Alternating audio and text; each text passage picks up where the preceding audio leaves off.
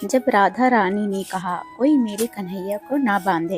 एक बार की बात है, श्री श्याम सुंदर माता अंबिका के मंदिर गए और उनसे प्रार्थना करने लगे। हे अंबिके, आप मुझ पर कृपा करो। माँ बोली, गोविंद आप यहाँ आ गए हो। सायंकाल में यशोदा मैया आपके इंतजार कर रही होगी, तो मैंने आपका एक रूप मैया के पास स्थापित कर दिया है, ताकि आपकी माँ आपके विरह में रोए ना। कन्हैया बोले, माँ एक बात बताओ, सारे विश्व में सबसे कोमल वस्तु कौन सी है? माँ बोली, कन्हैया इस दुनिया में सबसे कोमल दो वस्तु है जो मैंने बनाई है, एक श्री राधा रानी और दूसरे आप श्री कृष्ण।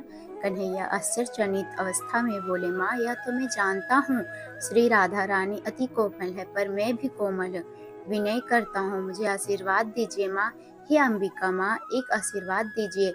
जैसा आपने कहा कि मैं अति कोमल हूँ, तब मुझे आशीर्वाद दो, मैं जो चाहूँ वही बन जाऊँ। माँ बोली, जाओ कन्हैया, आपको दे दिया मैंने आशीर्वाद, आप जो चाहो वो बन जाओगे। कन्हैया अति प्रसन्न हुए और अपने गृह चले गए। तब कन्हैया ठीक श्री राधा रानी के सम्मुख पहुँच गए। कन्हैया श्री राधा रानी के आभूषणों की तरफ देखते हैं जो श्री ललिता जी सजा रही थी। श्री राधा रानी को तभी श्री कृष्ण सोचे, यह आभूषण कितने कठोर होते हैं, जो मेरी राधा रानी को कष्ट देते होंगे। वो इन कठोर आभूषणों को पहन जरूर लेती हैं, लेकिन और केवल मेरी प्रशंसा के लिए कि मैं सुखी रहूं। परंतु इतनी सुंदर कोमल श्री राधा रानी को आभूषणों की क्या आवश्यकता? यह देखो, यह कर्ण झुमका कैसे इनके कोमल कानों को कष्ट दे रहा है। गले में लंबा हार तो देखो, इतनी कोमल, और ऊपर से लंबा हार कैसे झुकी झुकी चल रही है मेरी कोमलांगी राधा। साड़ी तो देखो कितनी भारी, नथ बेशर कोमल नासिका को जकड़ कर बैठी है। तब श्री कृष्ण बोले, अंबिका माँ ने मुझे कहा है मैं अत्यंत कोमल हूँ इस पूरी सृष्टि में, और मैंने उनसे वरदान भी ले लिया है कि मैं जो चाहूं बन जाऊं। तब कन्हैया ने उसी समय अपने एक रूप से श्री राधा रानी के सारे आभूषण बन गए। उनकी साड़ी, लहंगा का चुमकी, सिंदूर, महावर, नथ, बेशर, करधारी, अंगूठी आदि सब कन्हैया स्वयं बन गए, क्योंकि वो अति कोमल है।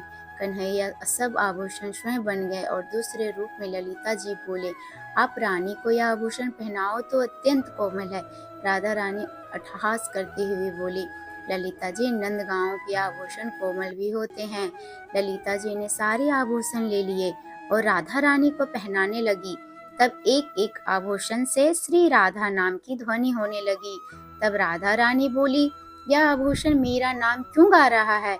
कन्हैया जानती थी कि यह सब आभूषण वो स्वयं बने हैं।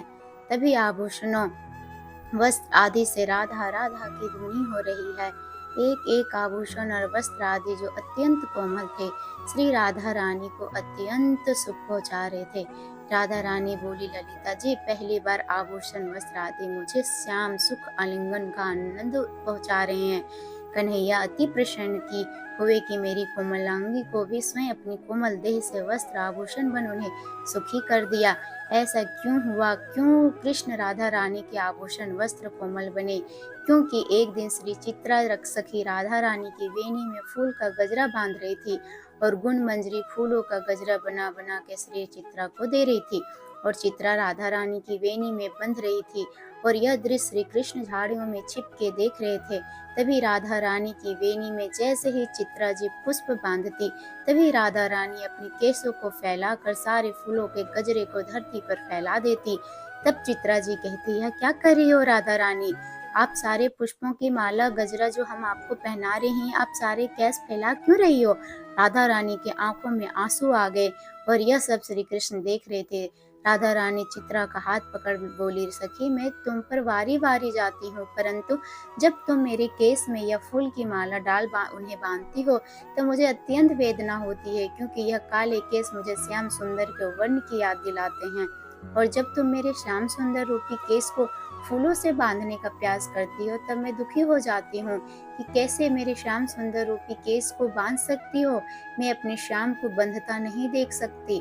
बस तभी ही अपने सारे केस श्रृंगार को पल में खराब कर सब केस को खोल देती हूँ कि मेरे कन्हैया को कोई न बांधे, चाहे मैं ही क्यों न हो। राधे राधे।